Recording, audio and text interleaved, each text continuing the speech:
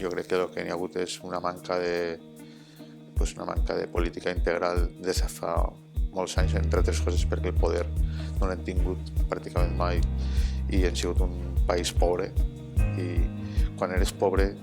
i no fas tu la política, tu te la fan des de fora, i això és el que ha passat habitualment. I d'alguna forma els barris del Casc Antic són reflexe de tot això. Las decisiones de los reyes y de los poderosos,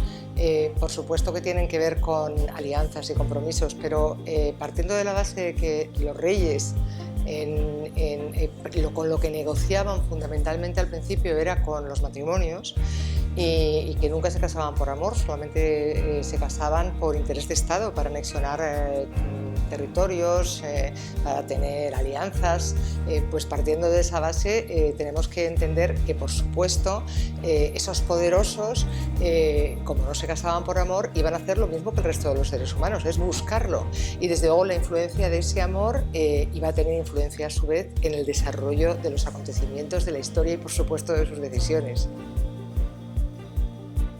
Hem de ser conscients que les llums de la ciutat s'expliquen també per les foscors de la llum del barri de moda, també implica la foscor d'altres llocs que se converteixen en víctimes d'aquesta aparent atenció.